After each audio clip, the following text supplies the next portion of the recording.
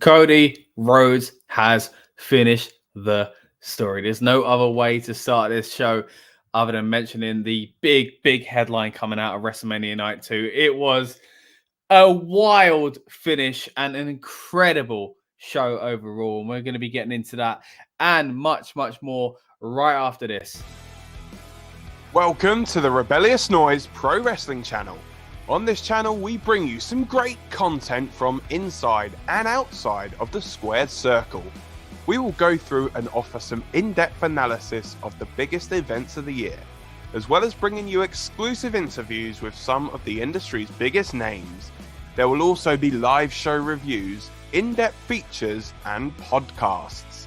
So make sure you give that subscribe button a slam so you don't miss any of the action.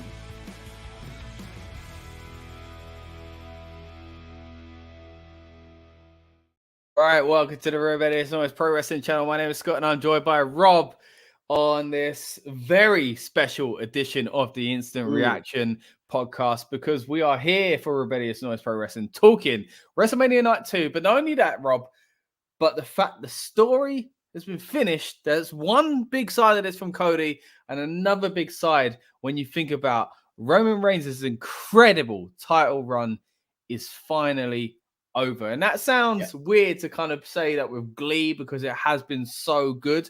But the whole point of that reign was to kind of move it on to someone new. And Cody, again, has his own thing going on anyway. You know, you can go back to him leaving WWE, his whole thing of AEW and the independence and not been in, excluding himself from a world title in that, company he set up. But then coming over here, winning this, the Dusty Rhodes connection and all that kind of stuff, there's just been so much going on. We know what all this means: a year in the making, 2 years in the making, 17 years in the making, 5 years, whatever you want to call it. Man, an incredible moment. How are you feeling? I was good until he handed the title to his mum, and I was like, okay, that's got me. Like that got me. It's just nice, man. It's like these moments like this that, when people think, why do you watch wrestling? And you think, it's moments this is like, why. This is why. Yeah. Like, you can watch your EastEnders and you can cry for 5 minutes, but when you see someone leave, go and do indies, start their own company, realize home is it where they left in the first place, come back, go through all these like trials and tribulations, all this whole long story, and it finishes at WrestleMania, like with your friends and family. When you think, that's incredible. And then one of the better things about all of that is that this home is better than it used to be as well. There is so much to be happy about when it comes to WWE. Look, we came on air last night with the instant reaction on night one. And we'll get into this later on, I'm sure. But it very much felt like, as we said on our build-up show earlier on for night two, a preliminary show for the main event tonight. And I do feel weird because it definitely was up. Like, honestly, mate, after the first match, I was like, this is better than night one. Like, straight away. Like, and there was so much on night two. It was almost too much, which is what we speculated on the build-up show earlier on. But anyway, we'll get to that in a minute. A few comments coming in thick and fast from Sludge Sports, for example, says, I'm in tears, Sludge. We are too, mate. Thank you for joining us again. It was an emotional ending, weren't it? Vortex says that was a perfect ending. A critic Galaxy is back with us again. I'm in tears. I'm emotional. I've watched Cody for so damn long. I'm happy. I'm happy to be a WWE fan. And that's what it's all about, ain't it? Vortex says, got me teared up. And that match was amazing. Sludge Sports says, I can't believe it. WWE feels so weird, but I just can't believe it. Loads of shocked emojis from Acrylic. Vortex also says a pot from Bubba Ray Dudley came out because I thought the idea, but didn't believe it would happen. We talked to, a little while ago. What would the ECW presence be, if any? Yes, and he's very much a WWE guy, but like, he was there because it was Philadelphia, so that is surely part of it. A critic also says it's a new era. You were talking earlier on, Rob, weren't you, about Cody saying this is the Renaissance era. That was it. And Vortex says, I love Pat's commentary when he said, I Show Speed is dead. And Raw's going to be amazing. The critic, I'm with you, mate. I'm looking forward to the first Raw after Mania, completely in the hands of Mr. H himself. Paul Levesque has got a big task ahead of him now, because we talked about it last year, didn't we? How Raw after Mania feels like it might become something again. And it kind of, if you believe rumors, it got ripped up, minutes before it went live or whatever else.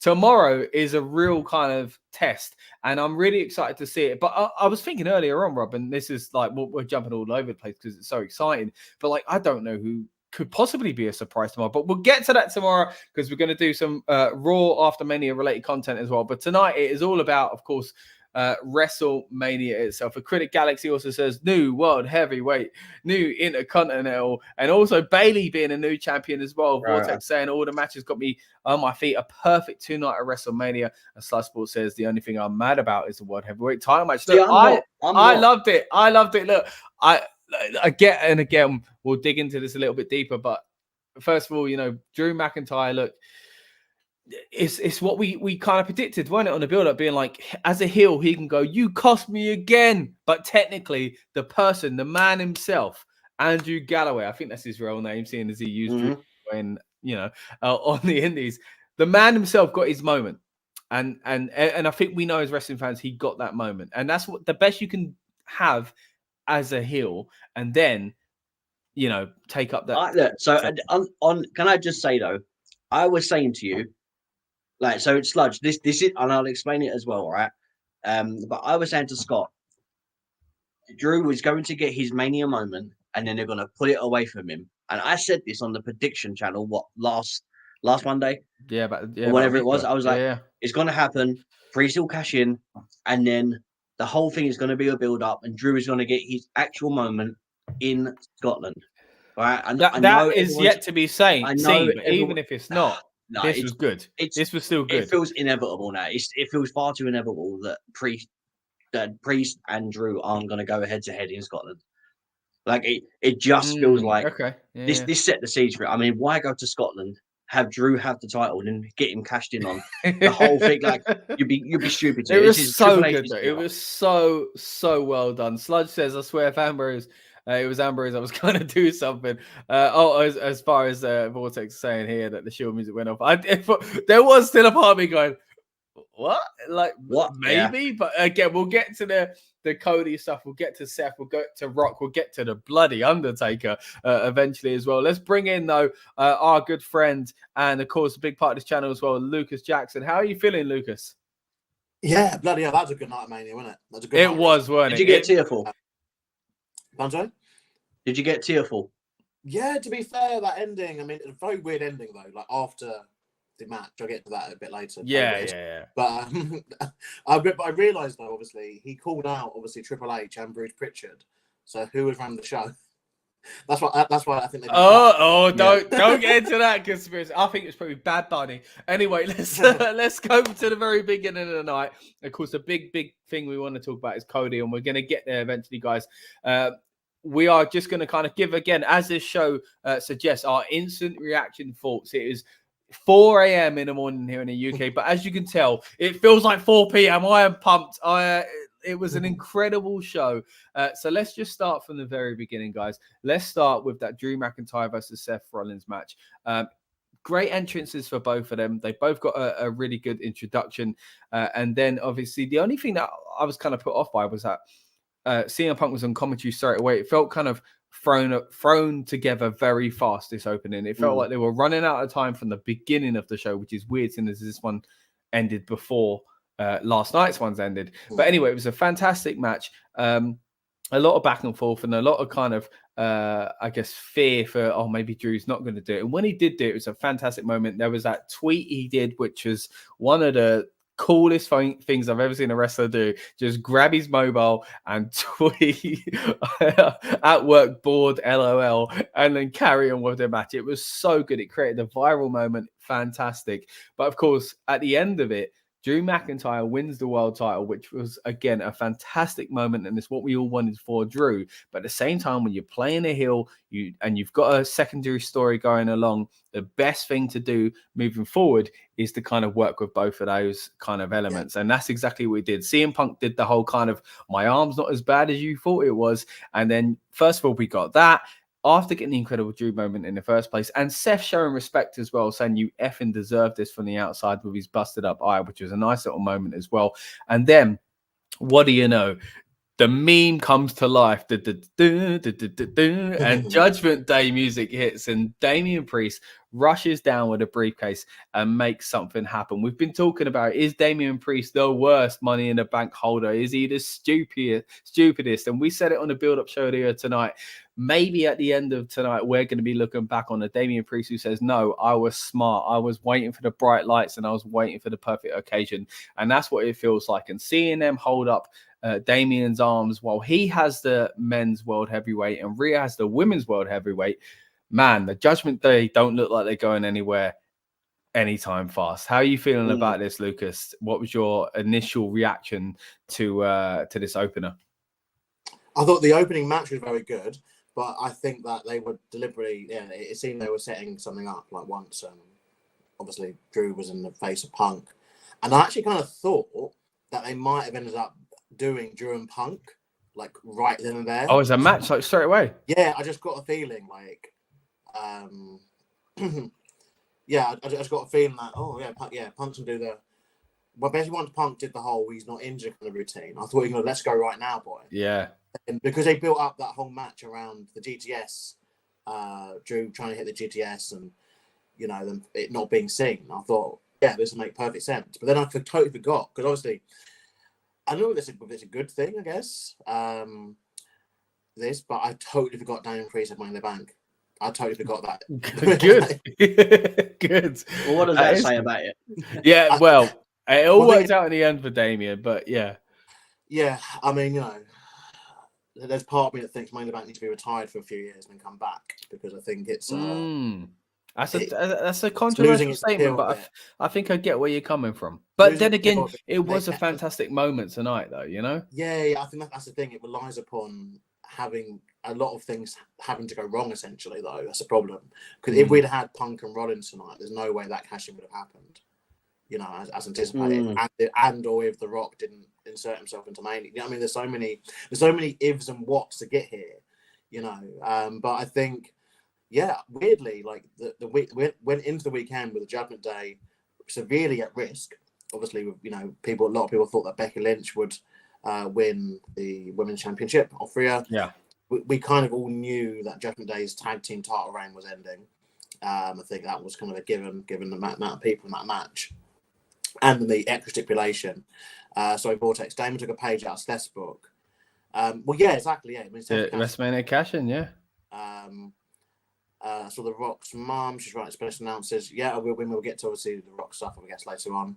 But I thought that it was a very well done cash in. And just to catch on something that you said, Scott, previously, I felt the pacing was much better tonight. I don't know, again, whether there's this instant reaction from Triple H and his team of seeing, last night that there was that criticism of it dragging a little bit. But the entrances were much shorter tonight. There was obviously. We'll get to it later on, but in other matches, there was kind of like the LA Knight and AJ one. AJ Becky was sprinting to the ring and the match started pretty much within 20, 30 seconds. Yeah. What a wasted debut of a new theme song. Yeah, it's not a good song, though. So, yeah, true. Well, it did sound great. But no, I thought this was a really good way, really, really good way to start the show. Yeah. Obviously, everything it led in from Stephanie's introduction. That was really nice as well, yeah. And it is like they really are trying to put their stamp on, obviously, new era. Triple H being the new in charge. But, even Cody said it, he invited him out to the ring. Bruce Pritchard is still obviously one of the old guard and is still obviously basically the second in charge, essentially, after Triple H in terms of creative. So, there is still obviously that kind of caveat, I guess. It's not just like Triple H and his mates booking stuff. There is still other people. But yeah, I thought it was a really good way to start the show. I thought the match was really good as well. I would just say, though, that was literally just the Lesnar and Goldberg match, just with their finishing instead. But it was done really well. It was done really well overall. What do you think? Go on, Rob. I don't know. I'm still reeling off of the ending. Calm down from Cody for a minute. We're coming back to that. I need a We're minute. coming back I need to a that. minute. But no, what did you think of Seth Rollins looking like Gandalf? Yeah, it was good, man. Like I liked it. Like the whole aspect of how is he going to look like this? What's he going to do? What's he wearing? And you know, because that's always a thing now for Mania. It's like what attire, and it's like the Oscars, isn't it? Yeah, it really is. Yeah, you know. But, I mean, Drew coming out tweeting that. Do you reckon that was a drafted tweet? He already had it ready. And he just had to go and draft. Yeah, maybe because even though it's not a long tweet, it's like it's a lot to do in the heat in the moment. It's a lot to unlock. Either way, so good, so clever to do something like that. Yeah. I feel like I'm surprised something like that hasn't been done before. And he won the Slammy for kind of social media star, whatever it was this morning anyway. Okay. And like that kind of really just adds to it. Another really cool spot I liked in this, and it comes from something I don't like, which is the 3-2-1. What bad as a babyface, even worse as a heel. But listen. Before you even start commenting on that, at the beginning of this damn pandemic era, right, way back when on the original podcast, go and check it out, guys. Right, I think from the other channel before we moved over to this one, I said, and I specifically said that damn canting is atrocious and it doesn't need to be done. And you were like, no, I like it. It's really good. I never liked it. No. I don't think I ever said that. I've never liked it. I'm going to find it and I'm going to send it over to you. If I did, I'm a twat. Anyway, so he did the 3-2-1. He went for the Claymore and he got counted into a powerbomb position. Yeah. Good. And then you had the kind of roll through the pedigree. A lot of kind of, as Lucas said, it was this kind of like Brock versus Goldberg type match, but with two people that have a different move set. So they kind of brought a new kind of, liquor paint to it as well. But again, very much this kind of like big star going at each other, move, and not the longest match, but still one of those that I think fans are going to look fondly back on fondly for quite some time. Even though I know at the end, and some people are going to be frustrated with Seth losing, other people are going to be frustrated with Drew getting a 5-minute moment. But I think when you're a heel, again, that is the kind of the perfect thing that should be happening. Really, it kind of ticks all the boxes for me. Like if this was Clash at the Castle against Reigns, yes, I would be saying I'm disappointed he got cashed in on because his moment was ruined. But when you're a heel, your moment probably should be ruined. It gives you more fuel, just like the CM Punk situation out of nowhere gave Drew McIntyre the kind of impetus to become this kind of mega heel that he's become. So I'm looking forward to seeing what this does for Drew, and as Rob said earlier on, you know, potentially take him towards something even bigger and greater in Glasgow, where he's surely going in as like wink nudge the babyface anyway. So any more final notes on this match before we move on, boys? I would say the thing that I really like at the beginning, I thought it was going to be very reminiscent of the. Do you remember the Sheamus Daniel Bryan moment where? Oh yeah, because he straight away hit him with a Claymore. Straight away, because he hit him with a bro kick and that was it. And I was like, oh my god, imagine. Yeah, imagine if that's it. Yeah. Like, and I actually think I would have popped more for it because that would have turned the Claymore into like the most devastating move. Yeah. Like at that current time. So swings and roundabouts. Like I like the fact that Punk was involved and the way it was all done, and Punk taking off his finger was like, my arm isn't that bad. And I tell you, Damian Priest coming out the way he did. I know I said literally earlier he was the most stupidest one, and I still stand by that statement. He's absolutely ridiculous. He's had more than one. He's not. It was waiting for the bright lights. Right? He's had more than. The thing is, he had more than one chance to do this moment on an injured Seth Rollins. Instead, he does it on a semi. No, I'm telling you, no, Rob, on the grandest stage, and it worked. All right, let's keep it kayfabe. Let's keep it kayfabe. He was smart in the end. I mean, he could have done it last Monday, and that would have been smart. So, let me ask you this, Rob. When would you like to win the world title? The Raw before Mania or the second night of Mania? I would rather win the world title, regardless of what it is, and have the world title. Because imagine if you were this stupid, going, I'm going to pick my moment. I'm going to pick my moment. I'm going to pick my moment. Then your contract runs out. Yeah, well, I think mainly I think he had a plan character-wise. But we're looking at Damian Priest, the character here, and not kind of the booking situation, which I do think, did make him look vulnerable, did make him look a bit silly. But you know what? We're making him look good. Check out our interview with him on this very channel where he talks about the Judgment Day, what kind of members he wants there, the original plans for it, and what kind of hopes he has for the future. Damian Priest, a lovely guy, and I'll be honest, I'm very happy to see the man with gold around his waist. So what was you going to say, Lucas? Well, I think as well, him doing it tonight was important because previously he had a championship. And so I think character-wise, you can at least be like, well, okay, he's got this championship. He wants to keep hold of it, but he's got this shot at a second one. So he wants to make sure that if he was to cash in while he had the previous belt, that he's not going to affect the other belt. But then tonight, he's really got nothing to lose because he's already lost the other championship that he had. And obviously, he's probably aware the time's ticking down on this, obviously. I don't know whether they have that caveat still. It has to be like within a year, isn't it? Yeah. They never really mention it these days, but... Yeah, because especially with the women, they barely have them for 5 minutes, don't they? True. But, I think it makes sense from that perspective, in my opinion. I think... But, a lot of luck has fallen on their side for this exact situation to happen. And it will be interesting seeing what happens going forward. And if hopefully, we see some new contenders kind of come to the forefront. And there has been some really big MVPs over the weekend, which I will get to later on anyway. Definitely. Right, let's move on to the next match. And I'll be honest, guys, you know me, I'm all about the WrestleMania feast. And I was actually a bit busy during this match, cooking up a pizza.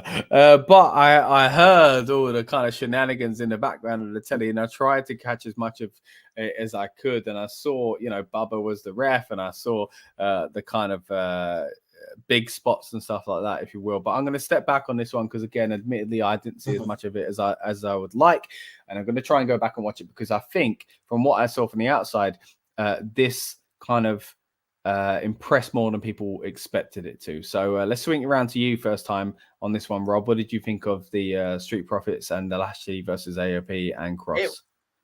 It done what he needed to do. I think the addition of having Bubba Ray there, I think if anything, it kind of really helped us the dynamic of the match. We knew it was a Philadelphia street fight, which that was it really. It was one of those things where a lot happened, but nothing happened at the same time. Like that's how it felt. I think the more of the bigger highlight was after we got the New Testament. Is that what they're called? Final Testament. Bro, so after we got we're talking Bible books over here. What's going on? I am sorry. So after we got that, the 4 Gospels. I'm surprised that's never been a stable, by the way. Like, I'm surprised. I'm amazed that that's what they're like. Yeah, they don't like get called that by Ellerin. Yeah, no, but like, even Vince, like back in the day, in like the late 80s or like even the late 90s, I could imagine a stable where he calls someone like Matthew something, Luke something, you know what I mean, and just kind of wink, wink, nudge, nudge, and makes if DKW is a stable. Yeah, there you go. There you go. All right, let's move away from back to what actually did happen. So it felt like after the Final Testament, like they had that moment. They got all their stuff in. Once Bubba Ray put his Dudley Boy glasses on, it just shifted over to the faces were getting the win. The minute those glasses were on, I was like, well, they're winning. Like, they're winning. Yeah. And if they don't, then they're going to do something, and then Bubba's going to do something, and he'll get the upper hand, and he'll look like the strong one. But yeah, it just felt like a Raw Extreme Rules match, but with an addition of Bubba Ray Dudley. It was all right. It delivered. I think the thing that really carried it, though, was Snoop Dogg on commentary. Oh, mate. I forgot about that, yeah. When someone did a suplex, yeah, and Snoop Dogg said it was old school. Well, he's kind of right, though. He's kind of right. It was old school.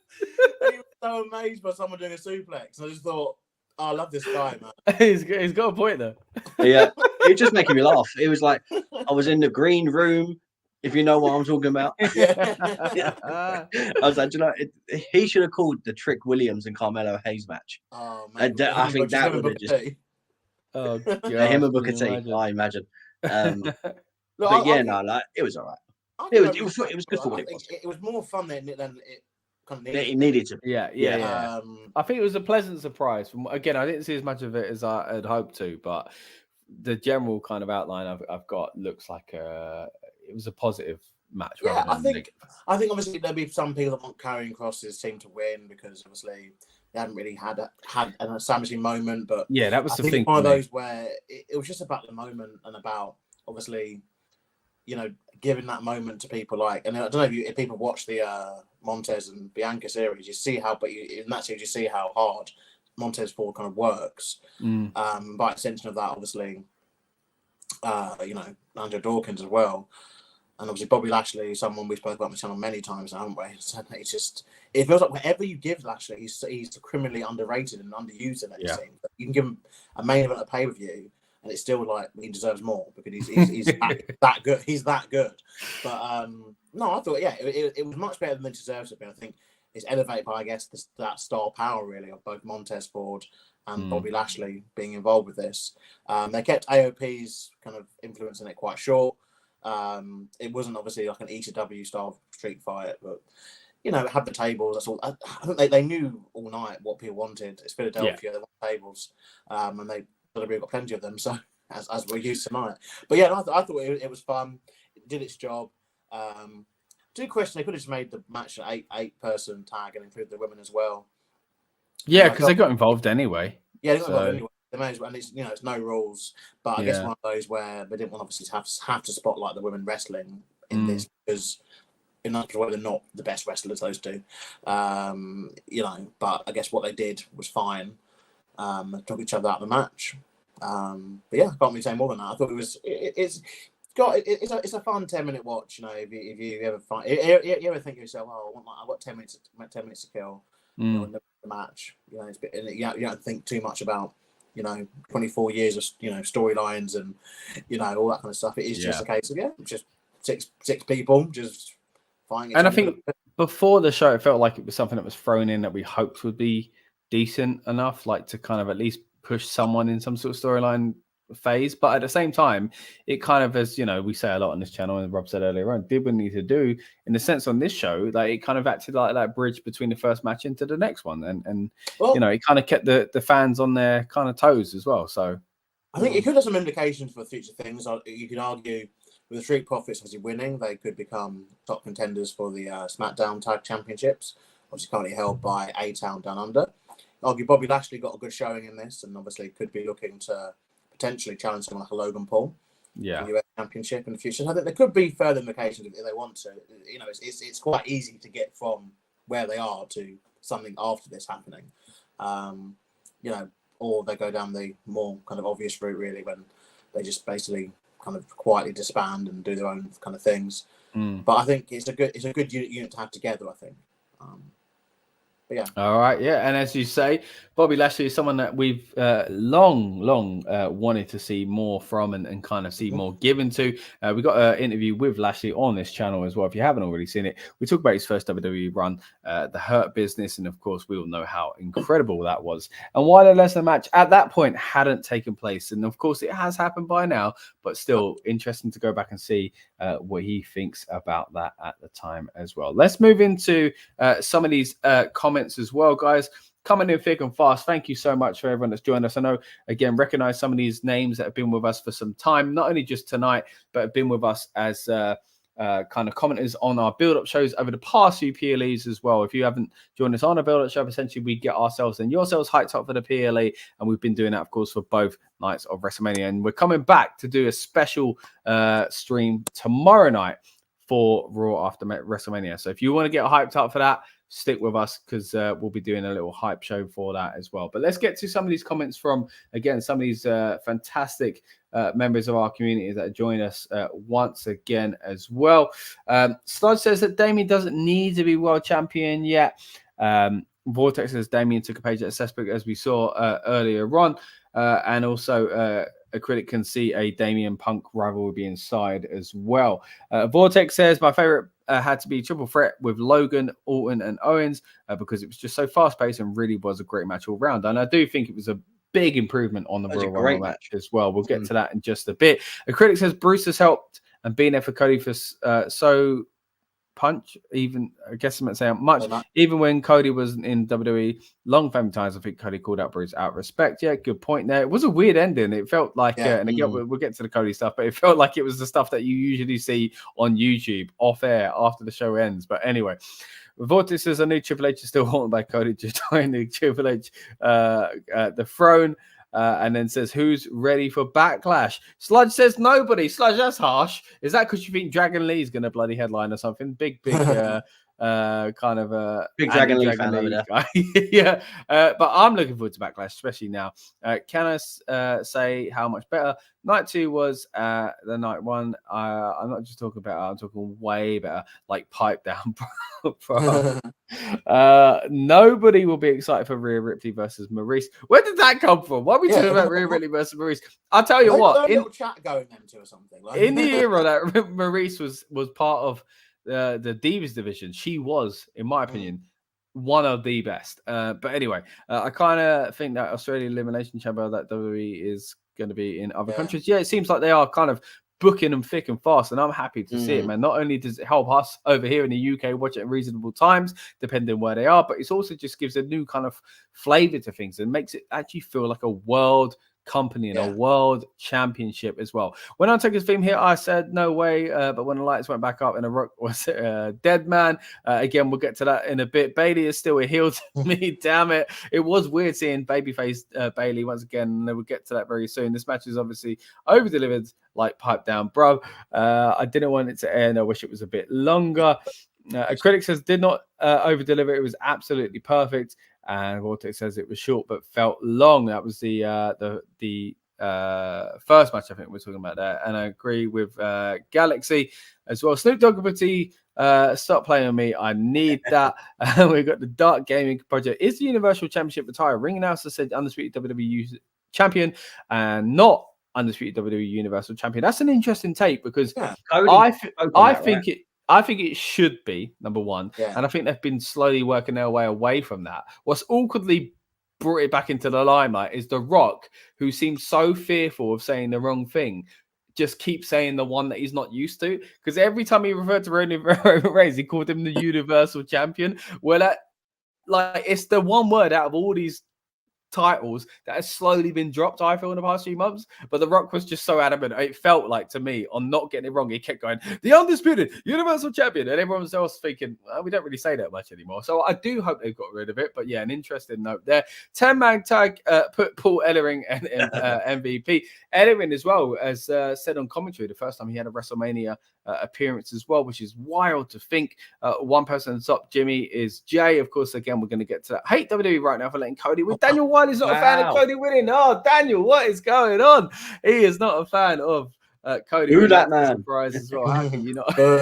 Oh no, we gotta let Daniel win. He's a great contributor to our channel as well. It's Backlash in France, says Sludge, because he shouldn't have beat Roman, says Daniel. The ending paid homage to previous WrestleMania rivalries, paying respect to those who paved the way and new ever begins. That's a really good point about all the legends that popped up, and again, we will get to that as well.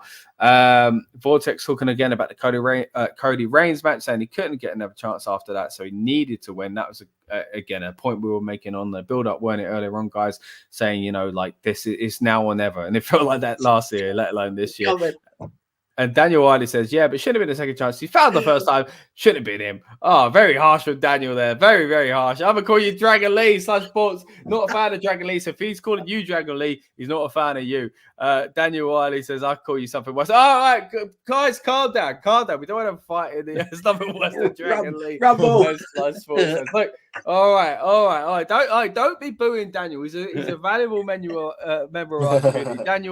Daniel, look, I disagree with you. I do think I'm happy Cody won, but I'm glad you're here, mate, and I'm glad you've got an opinion. We'll get on to that at the end. We'll get to that later on. We'll get to that. Come on, everybody, stop having an argument. We'll stick to the positives. Right, let's move on to the next match, and it's another good one. We had the triple threat match for the US title, and again, we were quite fearful, weren't we, going into this stat? The Kevin Owens Logan Paul match that we all expected to get Roman. Wasn't it LA Knight and AJ? before that. Oh, it was LA. All right, spoiler alert. We'll get to that. LA Knight and AJ. The thing about this one going into it was that it just felt like it didn't matter. The only thing that really mattered was giving like a little tiny push to LA for like winning a match at WrestleMania. Because you got to think this time last year, he wasn't even on the show, when he probably should have been in this kind of position this time last year. So it feels a bit delayed. And the things that happened since then felt like we were shooting him way further to make up for that. And then we've kind of scaled back and he's gone back to where, again, we expected him to be this time last year. But either way, a bit of progress and still quite an enjoyable match. We mentioned it a moment ago as well. AJ Styles comes out with a brand new theme song, which Rob did mention a few days ago on one of our prediction streams that he had heard a rumor of that. And I said, I'm not sure about that because he's wearing the t-shirt that mentions lyrics from the song. Or what do you know? They reused the same bloody year lyrics. So they can carry on using that t-shirt. And they did give him a new theme. But as Lucas said, they were very, very, very snappy with it. So we didn't really get to take it in too much. Overall, a good match, an enjoyable kind of contest between these two, kind of exactly what I hoped it would be. If anything, I looked at this going, it was, sorry, it just felt like a slugfest. Like both got just went yeah, and there were these points where I'm like, and AJ looks, I don't know about you boys, but I think AJ looks kind of beefy at the moment. I don't know where that's come from, but like the fact he could still do in that bigger condition, it seemed to me, and obviously getting on in age, he's not a brand new young spring chicken when it comes to, you know, joining the WCW roster back in the day. But like the fact he can still do these flips and stuff like that off a springboard and off of ropes, I was thinking, man, like we are privileged to still be able to watch this guy pull off this moveset. And again, you know, as much as I'm saying LA Knight should have been in a bigger role and he should have been maybe going after the US title, I've got to admit, it was an enjoyable match. What do you think, Lucas? Yeah, no, I think it's one of those, like you said, just to get a WrestleMania victory. WrestleMania, obviously, nowadays, obviously, it's just so many championship matches, and so it's a case of like, it's nice to have still like a feud match.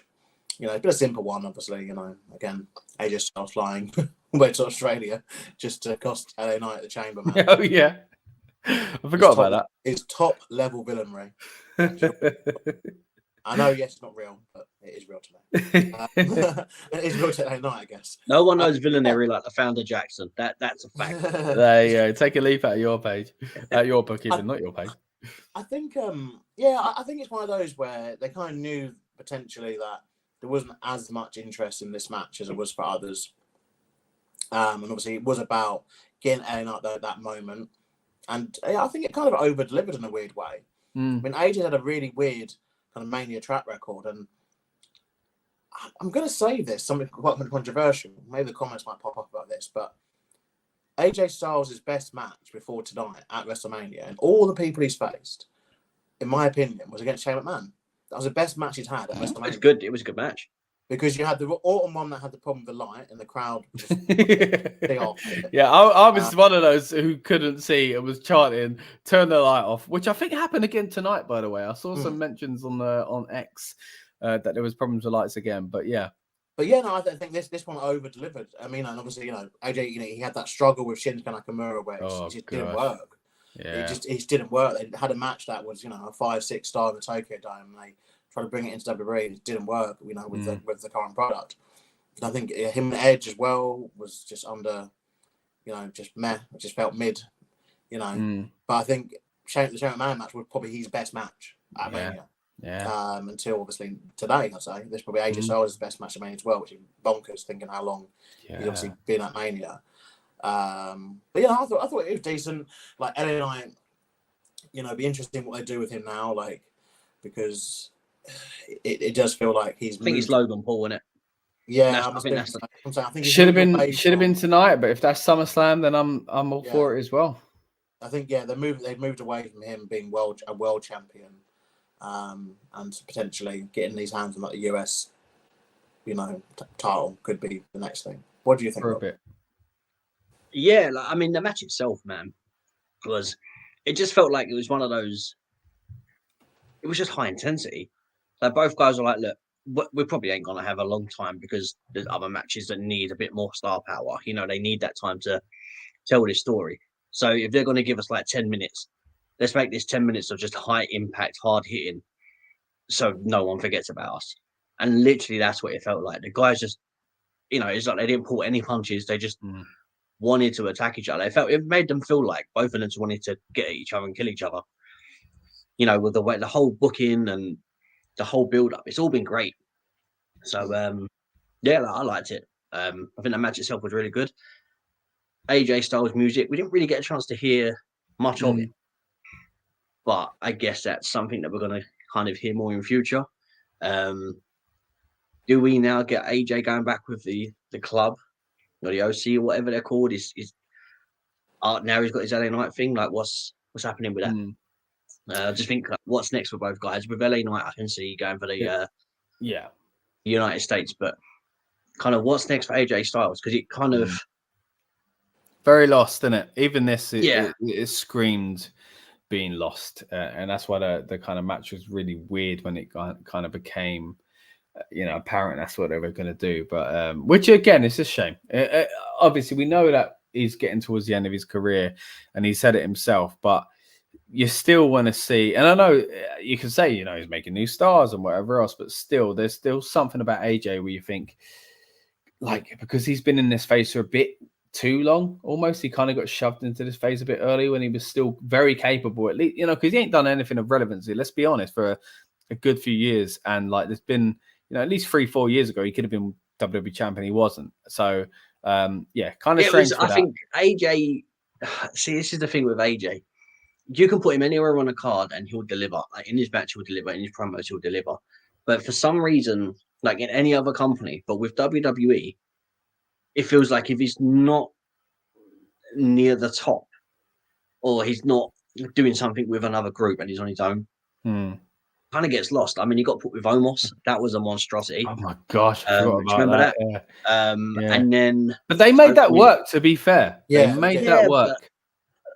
But I mean, they should never have been a thing. What did it do?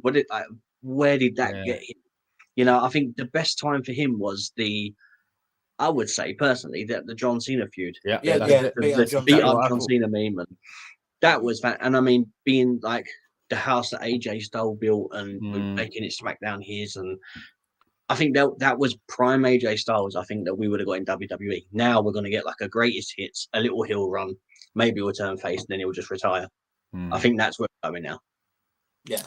It does feel that way. All right, let's move on to, again, some more of these comments as well. We've got Daniel Wiley says, I can't believe Iyo Speed showed up in the US title match and Randy barked at Speed. That was a very funny moment. Again, we're going to get to that match very soon. Vortex says Randy is a menace to society. What can I say? And Sludge says Randy Orton just RKO'd a minor.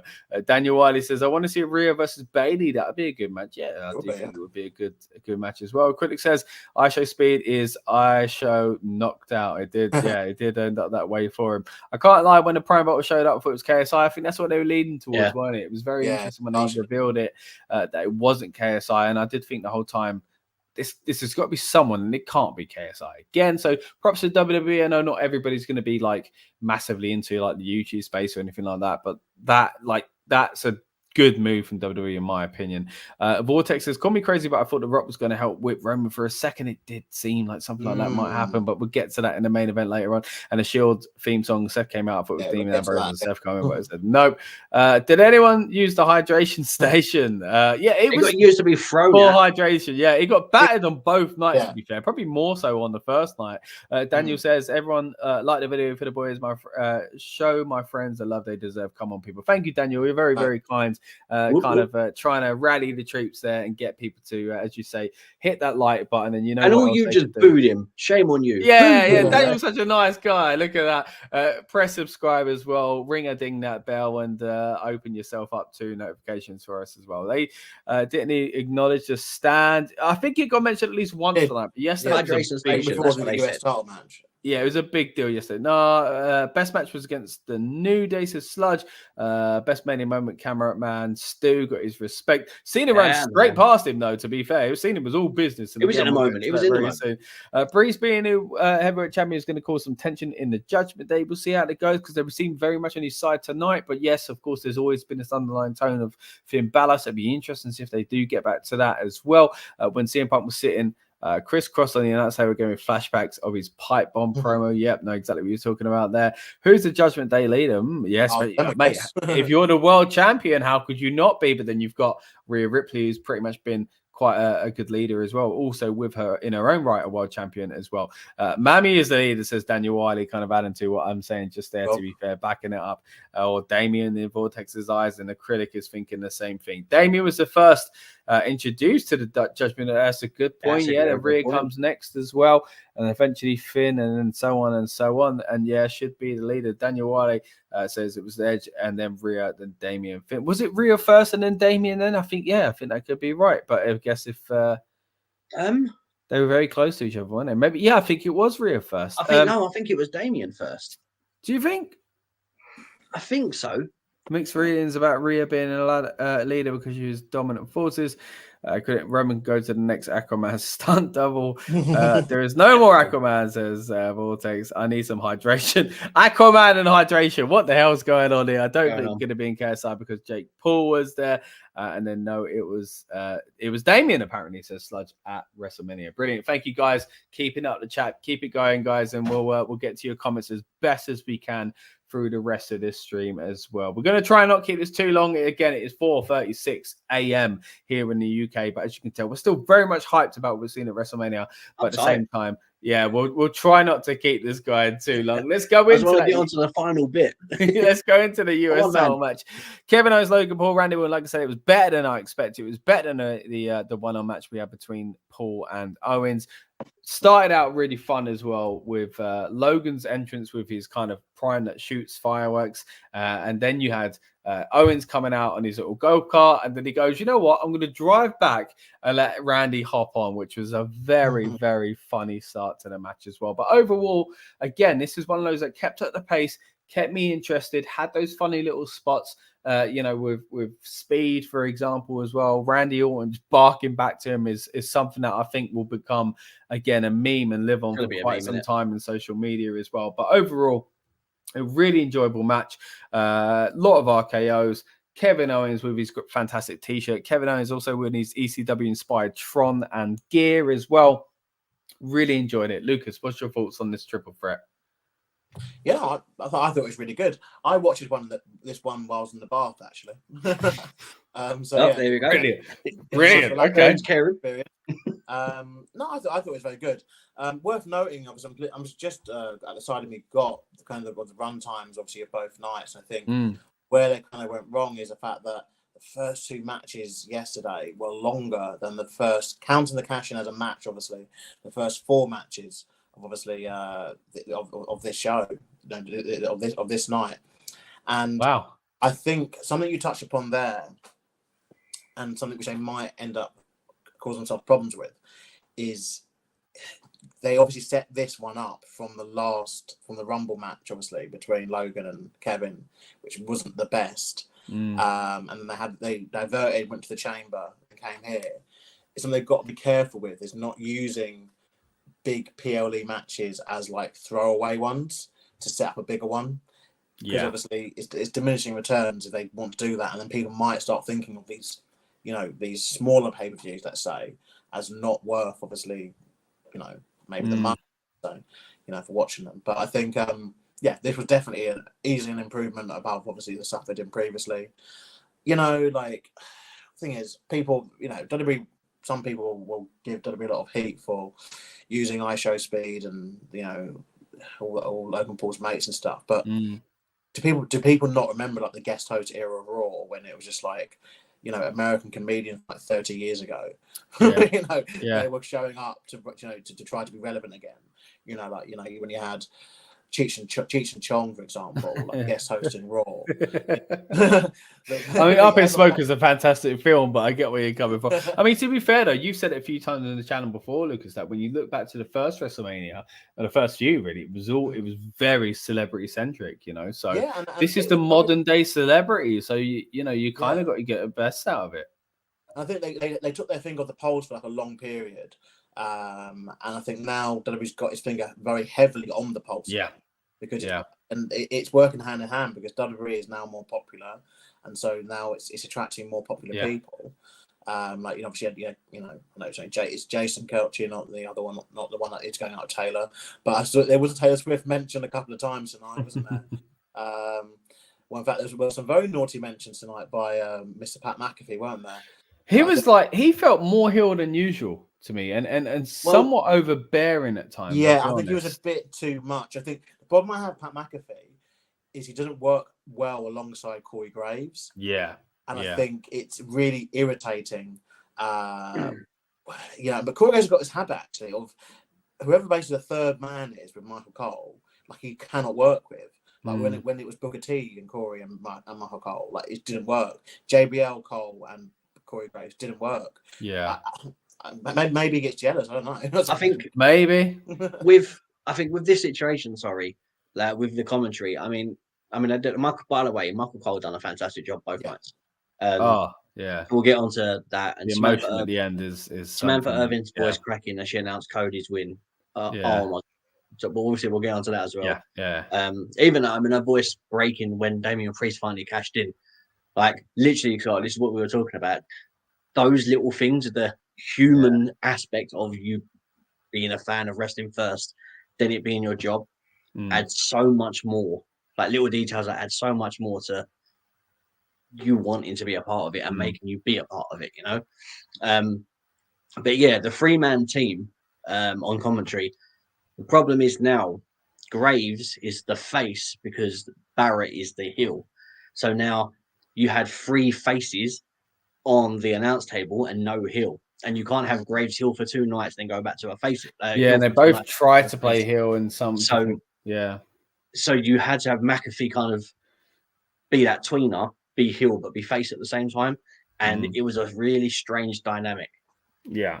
An interesting note as well, just before we move back to the match itself, was Cole said, I'm pretty sure I didn't imagine this, he called Corey Graves the heir to the throne or something like that on night 1, when he referred to himself as being there for X amount of years and X amount of WrestleManias. He introduced him as the heir to the throne. So I thought it was a very interesting comment he made there. But again, we'll see going forward what that means for the commentary team. It does seem like Corey is very much set into a very comfortable and long position. Do you think he's the next Michael Cole?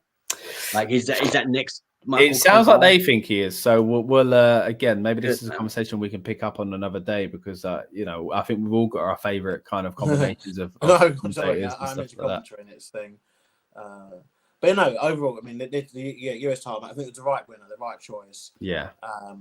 And yeah, I mean, I think what I said in the predictions episode of this was, I thought the sole reason why Logan Paul's in the win is that it's not going to have him be pinned on the Prime Bottle. Like, I didn't think so. I felt opposite because I was thinking, like, I was watching your prediction because obviously me and Rob did a separate video, and I was thinking, like, watching it, like, I wish I was on the chat with you because I was actually thinking it'd be opposite, where, like, because he's a heel, he could get pinned on the Prime Bottle, and that would make headlines. Yeah, I think it's something that they're going to probably build to, because obviously it is the mat sponsor for all pay leagues, isn't it, going forward?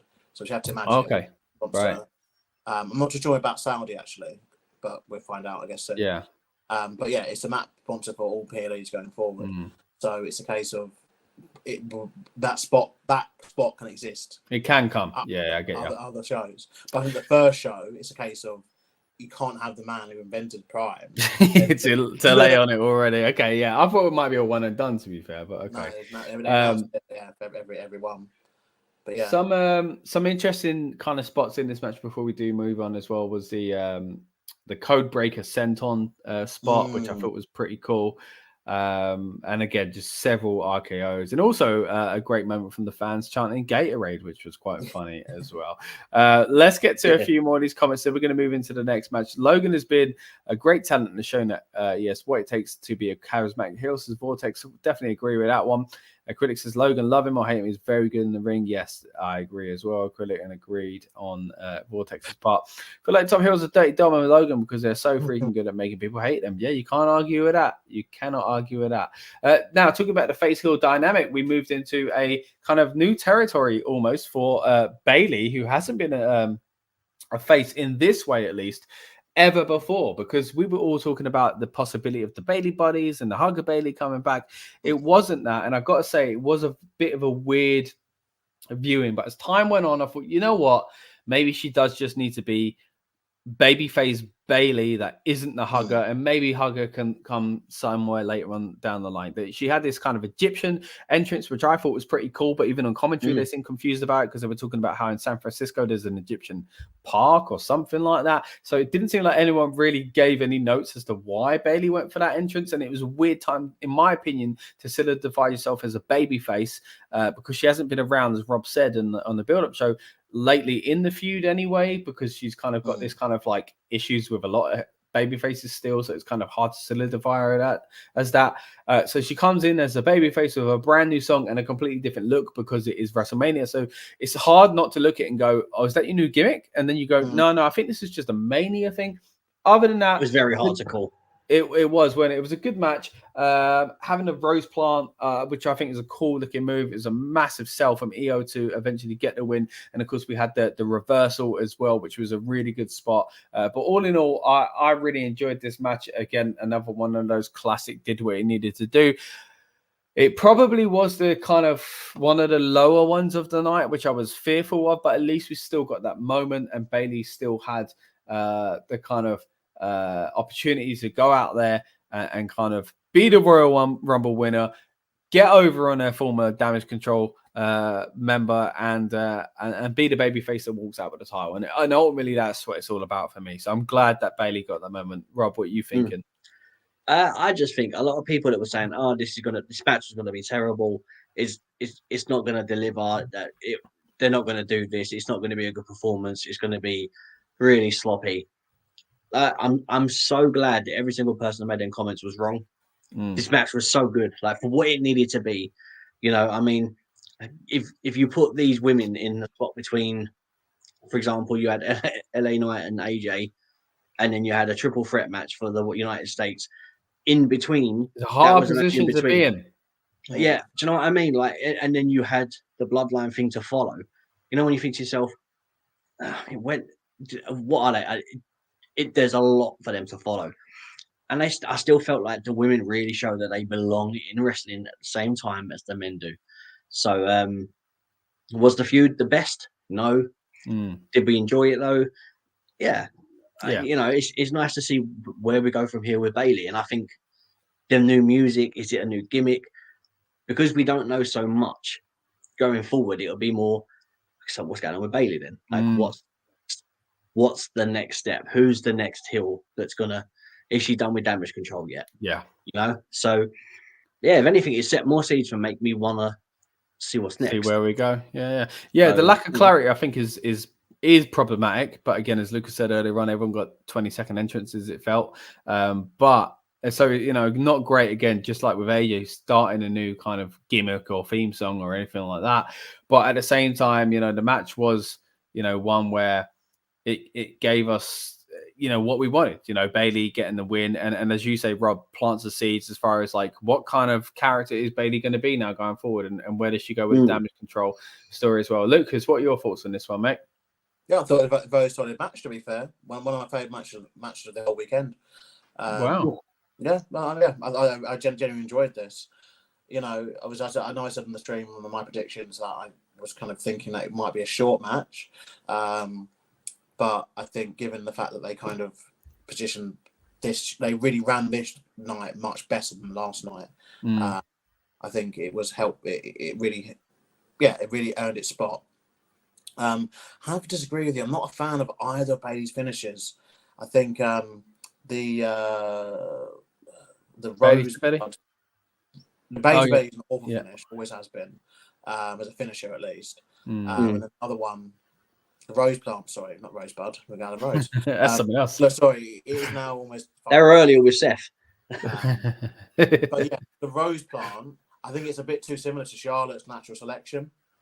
Yeah. It's also a bad move as well. I don't know. I think she maybe needs something just different. I like the new look, but again, it is a case of it's just mainly in this case. The other look, but the new look was good, so I think she should keep that look. But definitely needs new music of some kind.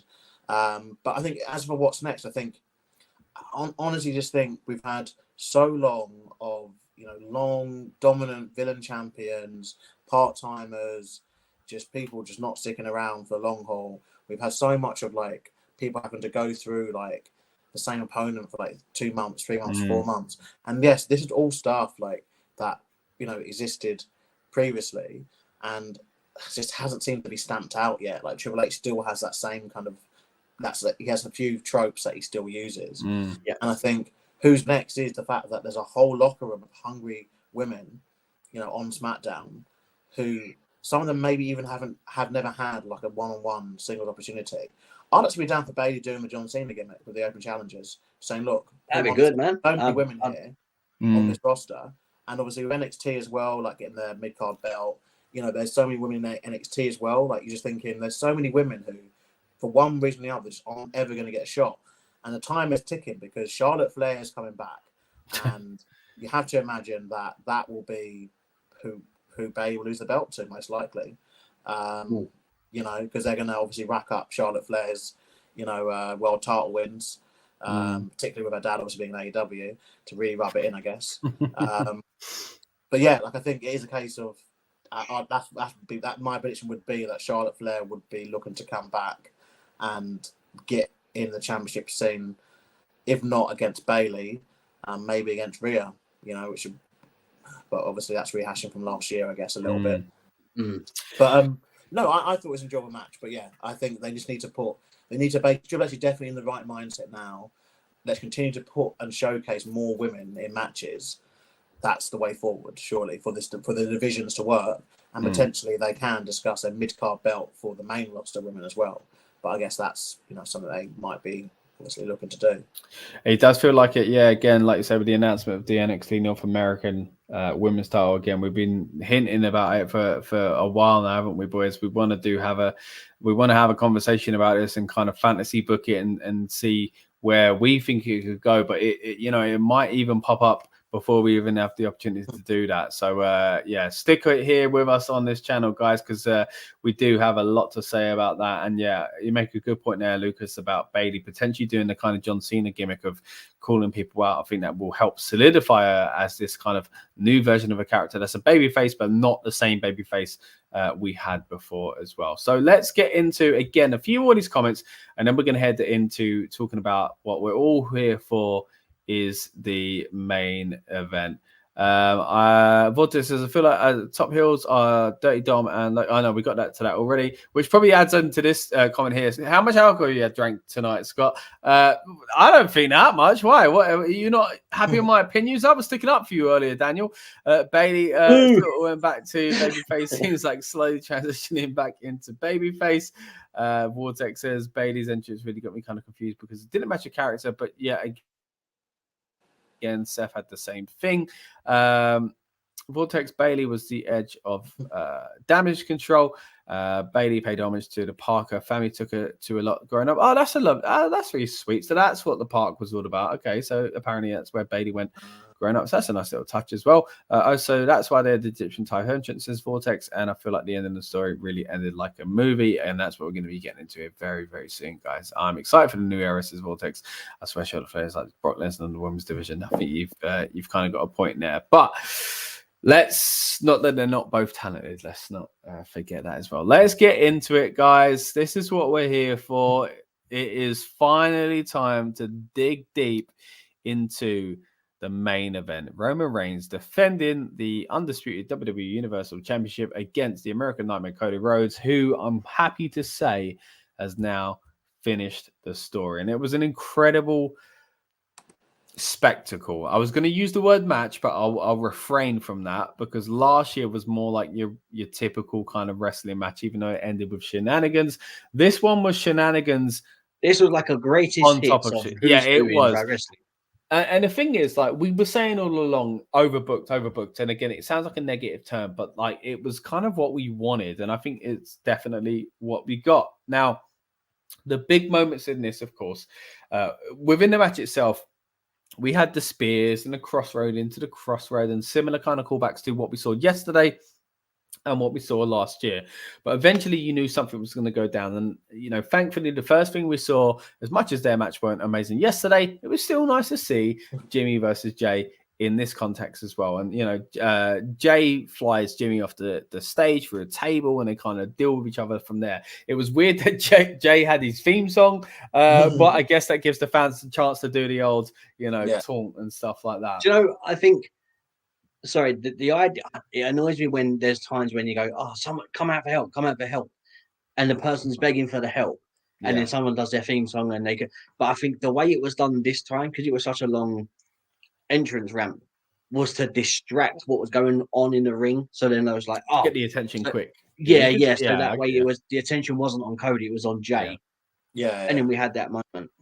So next up, after the yeet off of the stage, we do get Solo coming in, and again with a carbon copy of last year, and the design for that is to make us as fans feel like, no, it's happening again, and obviously that would be too obvious, and thankfully that weren't the case. Eventually, we had Cena coming out, who I know has been rumored for some time, and it made a lot of sense when you think about it. He came straight after Solo, who he had that feud with. Anyway, then of course, who comes out after him is The Rock. They've got history there as well. Then we actually had the Shields music here, as it was mentioned in the comments earlier on. There was actually a genuine kind of thought of like both of them. Like, is it the other two? But no. And I think this was the two negatives I would have about the way this was kind of put together was it was shot so last minute that I didn't even know, Seth got in a ring and he was out straight away. I guess that kind of made impact to Seth's kind of failure in that sense. But then later on, he tries to get back involved again and it was a little bit more successful. And then the next one, I got to be honest, boys, I weren't thrilled about was The Undertaker because it felt like it had no place. Did you feel like the person that it needed to be was Austin? Because So I felt like a bit of a hypocrite because straight away I was like, what's Undertaker doing? He's got nothing to do with the bloodline. And then I thought, wait a minute, neither does Austin. But at least Austin has way more to do with The Rock than the Undertaker. Yes, they worked in the same era, but that was a major feud between the two of them. Well, that's so how Austin could have been like, I've been watching your crap for the last month on TV. I'm here to kind of sort that out. Whereas the Undertaker felt like, I will use him. And I did, as much as look, it's great to see the Undertaker. Don't get me wrong. It felt really out of place. But anyway, let's get back to the positives. It turned into Roman Reigns hitting Seth with a chair, which is a fantastic moment and call back to, of course, the Shield. Can I just interject before you? 10 years ago, Seth turned on the Shield. It was 2014. 10 years later, wow! What cost Roman his title match and his lengthy reign? Him shifting his focus to Seth Rollins and not focusing on Cody. Dressed in combat gear. Incredible. Incredible. Yeah. That's why I'd like Seth coming out and Roman going, not today. It was like, when in Toy Story he goes, not today, Zerg. It felt like that moment. Roman see him, he hit him. We didn't even have the camera. It happened so quick. We didn't have time to see what happened with Seth getting in the ring with the chair or whatever. Like it happened so quickly. You didn't even see him drag his body. You just see him getting and flumble back down to the floor. I was like, that's so good. Like it was like, I am not having you involved. I felt bad for Seth, but then again, bringing Seth in after going through what he went through earlier on was a bit weird as well. Like he lost a title. Yeah. So, but as you would have seen just there with a graphic, we did a kind of deep dive into the kind of origins of the Shield and whether or not we think they are the best faction in WWE history and stuff like that. So if you haven't already, check that one out, guys. But yeah, going from that, we went into just simply put Cody finishing the story. Now, I honestly think that last year's match was better, and this one just ended better. But I'm very entertained, and ultimately we got what I think 99% of the wrestling audience wanted, which was again Cody finishing the story. It's the right thing to do, and I won't spend a million hours talking about why it was the right thing to do. I think we all pretty much know why, because we've spent not only this past weekend with build-up shows and predictions and reviews talking about it, we've spent that time, we've done that sort of thing over the past year and a half as well. But overall, very happy with the way it went down. A few kind of minor little niggles here and there, but really, really happy with the end result ultimately. And those little touches like Brandy coming out and stuff like that as well was really nice to see. Lucas, what are your thoughts on this one, mate? With Cody Rhodes finally being the road to get the WWE title. Yeah, no, it was really well done. Like a really good match. I think the only thing I kind of hinted this to an extent is that there hadn't been, every underdog has actually won this year at Mania, which it kind of, obviously it was still a big moment, but I think it would have meant a little bit more if every underdog hadn't done this previously. It was almost too much, right? Like we were saying on the build-up earlier on, because of the difference between night 1 and 2, and it definitely feels like that now. Night 1 was the preliminaries, and I think that's a scary thing to put themselves in for next year. It almost feels like being on a kickoff show. I think it's going to feel like some wrestlers if they keep doing it this way. But like night 2, I was saying to Rob earlier on, like we can't get all of these big moments, so we need to pick at least half of them, and we pretty much did get bloody all of them, which is a great boom, boom, boom, boom, boom, boom. But like it really makes the first night feel a little lackluster. I do think a lot of these things should have been spread over, and as you say, like, and we've been talking about maybe Gunther shouldn't have lost when Roman lost as well, and stuff like that. It does kind of belittle it. I mean, obviously Gunther and Sami Zayn was one of my favorite matches from the weekend, but I think had the wrong winner. I think it's going to hinder it for a little while.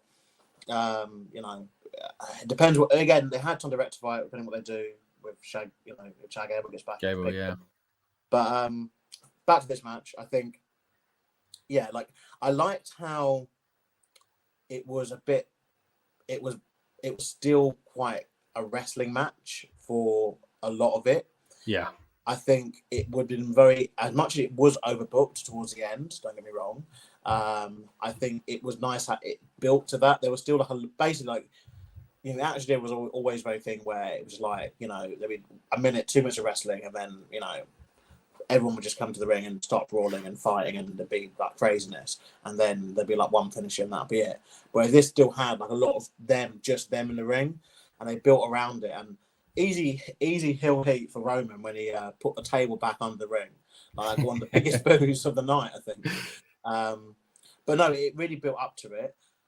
I did question the Undertaker's involvement. I think he's lost his aura as well, which is difficult now. It just felt. I mean, obviously, we'll wait for the dirt sheets to report. I think it was most likely meant for Stone Cold, and then very surprised it wasn't. It maybe hasn't worked out. I think with Stone Cold, even with Stone Cold, though, like I think it's just a case of. I get the feeling with him, he's probably like a case of like how many times do they want to come back the same well? He's done his retirement match a couple of years ago, had that awesome moment. I think potentially he's thinking that'd be it. That's it's the rock. It's the rock side of things, though, isn't it? That's I think what we were holding out for. Yeah, it gets to the point where is it in WrestleMania 50 and we're doing the same thing. Mama Rhodes. I think it's just at some point you've got to just give up. I guess Stone Cold, one of those where he's always been the person where if he wants to do business with you, he'll do business with you. If he doesn't, he doesn't. I see it. Like I know we're saying about. I feel like it should have been Austin because the idea of the glass smashing and coming down is like it's such a significant moment. And Austin just trash talking and. Like that to me, that whole moment would have been like mind blowing. And Rock's terrified face looking at him. I mean, Rock's selling the stunner. Yeah.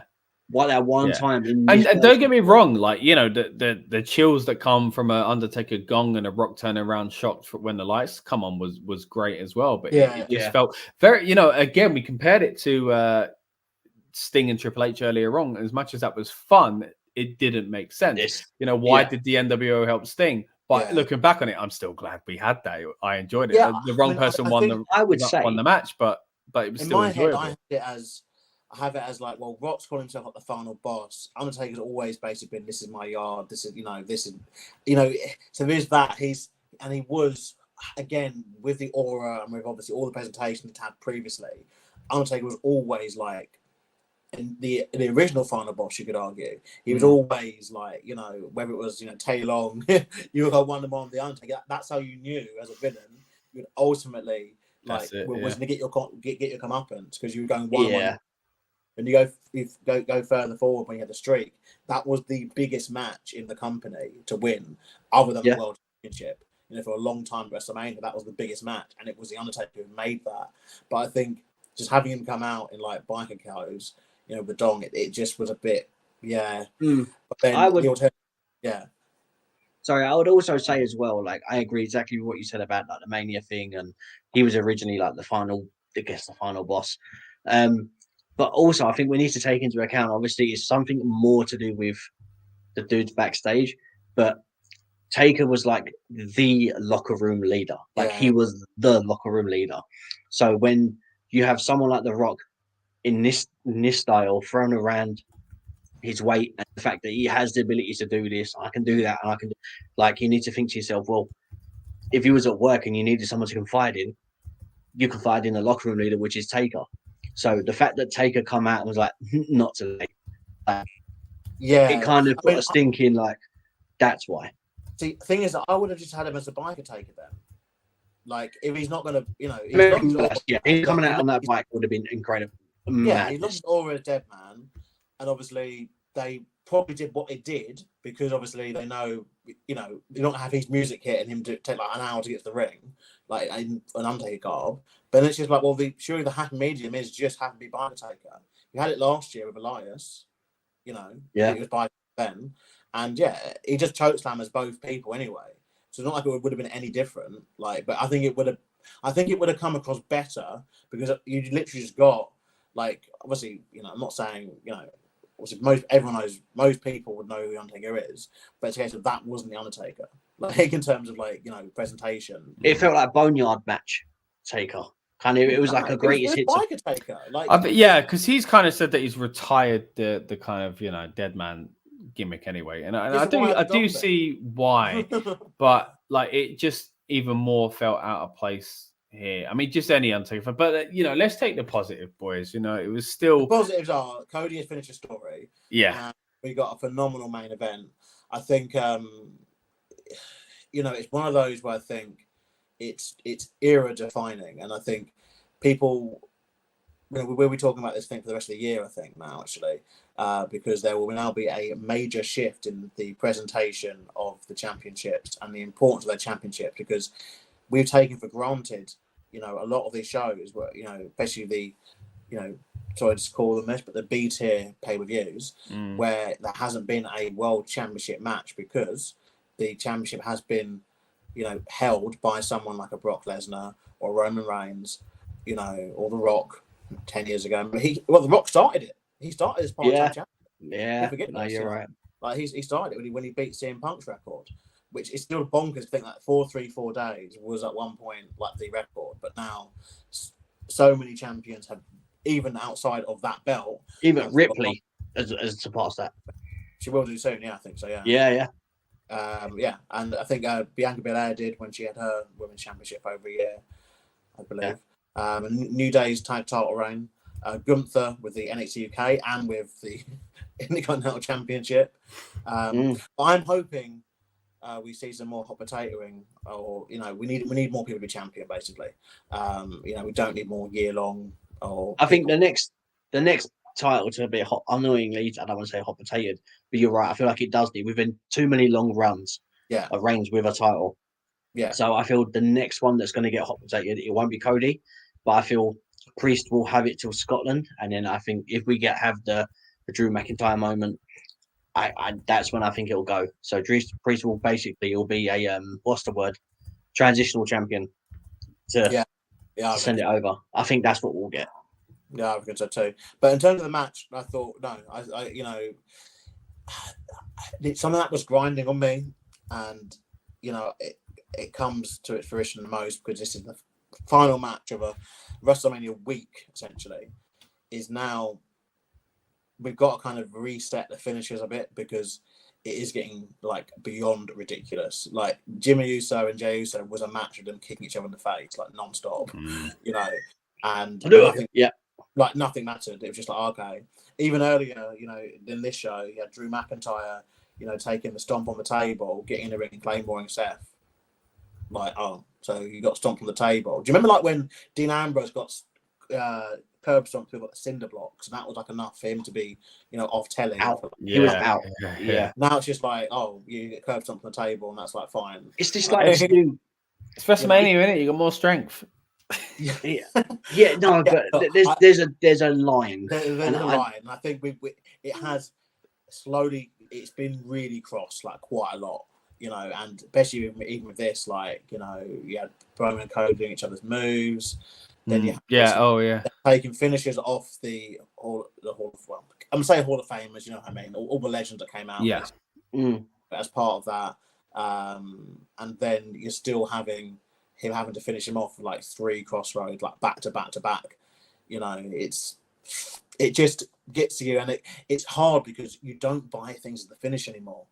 You know, and I think it's something they've slowly. One of the days of the leg drop. Yeah, I mean, to be fair, you said about Goldberg Brock earlier. This match felt like that. It felt like most of the match was finishes. To a degree. Yeah.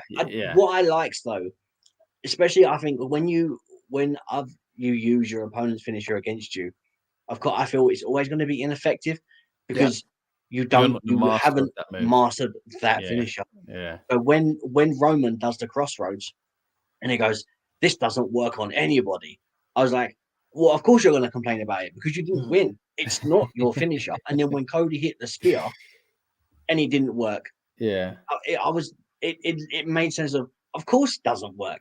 Yeah, it's not your finisher. Like, there's a specific way you hit it.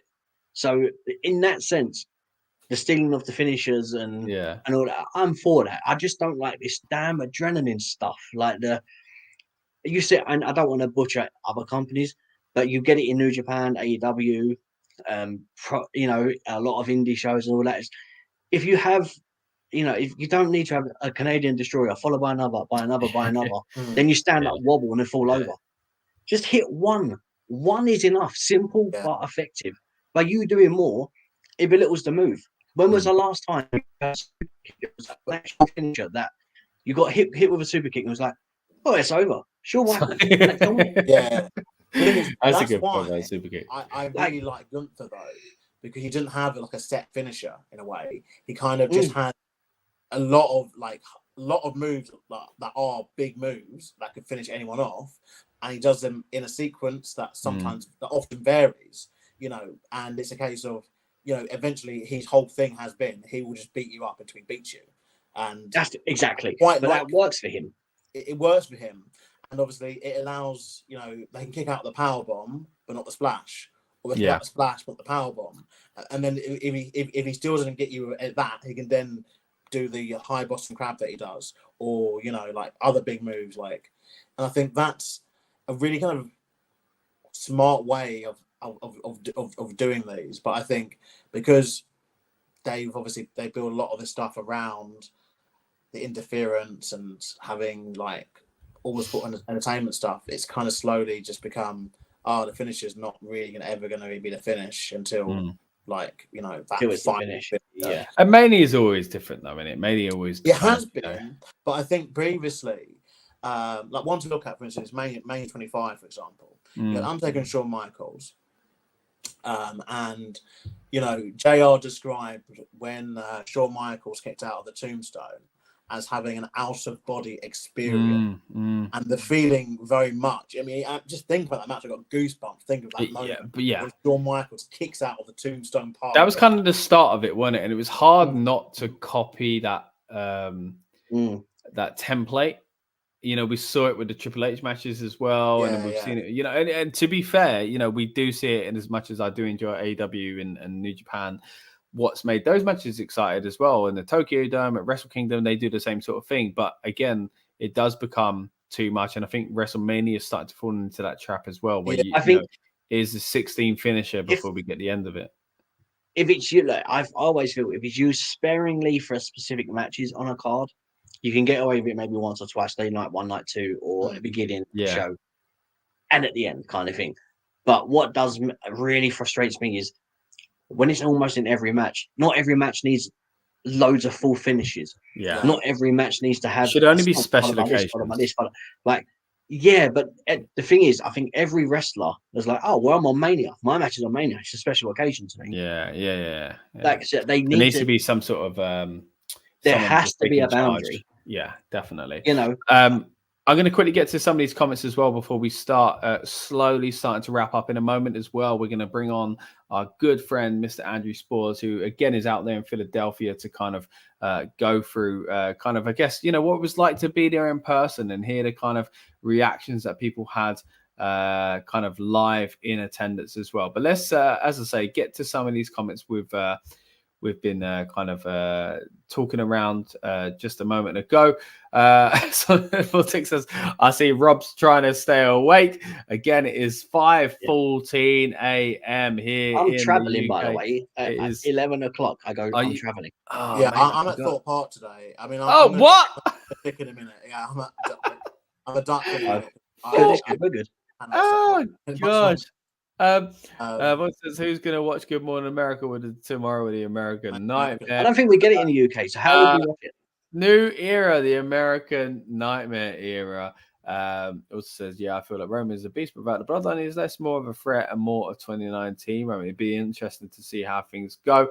A critic says, a massive point to make the fact that Roman and Cody sort of had, Cody sort of the main event one-on-one moment. And a critic also says, Undertaker should have been Cody's brother. It could have been Dustin Rhodes. Go on. It would have been great to have Dustin there, sorry. However, Dustin was watching at Mania. He was at Mania. Oh, was he he? was watching. Okay. Yeah, he was spotted with nice. Amanda. Hubert. So she was with her. Gotcha. Because another thing though, Brody's son got in the ring, didn't he, at the end? So that was nice.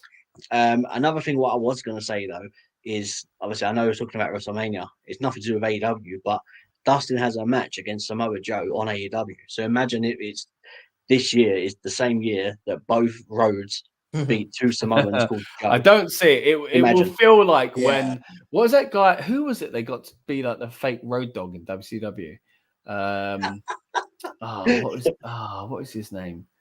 Anyway, it would feel like that. Or anyway, a critic says, Bloodline Rules, I guess, match was is sick. John Taker. Next would be a nightmare match. Here comes Goldust.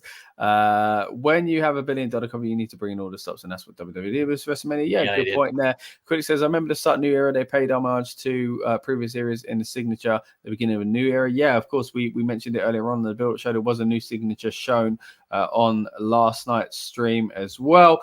On last night's show. Vortex hopes there could be a mix of PG and PG-13 kind of shows. Definitely seems like it's going in a new direction with The Rock and stuff like that as well. A bit more edgy. Imagine they bring back Raw Underground. I don't think they will. Critic thinks that PG is over. Let's start winding down now, boys. But like I said, we're going to bring in Andy, but I know it's time to we're going to make the hot tag. What we're going to do is Lucas is just going to jump out because, as he says, he's going off to Thorpe Park in a few hours, and instead we're going to bring in another exciting character to the show, Mr. Andy Spears. But Lucas, it's been a real pleasure having you on board tonight again, mate. Glad you enjoyed Mania, and we'll see you in the next one. Cool. So off now, mate. Cheers, buddy. All right, here he is, hot tag straight in the room. Andrew Spores live from Philadelphia. Did you tear up, Andy? I did. And I swear I have left my hotel room, by the way. I did leave and come back. You there? Have you just watched He's not even in Philly. Yeah, I'm not. Yeah, I'm up in Newcastle. He's in a Premier Inn in Newcastle. I've got plenty of videos from tonight, and I actually managed to get the moment that Cody won, which is really cool. But I mean, I can't really start anywhere else. My God, the atmosphere when we realised that what everyone had been booking and all the legends and the people were going to come out, the place went nuts. I don't know how it came across on TV, but the noise when Cena's came out in particular, the noise just went ballistic.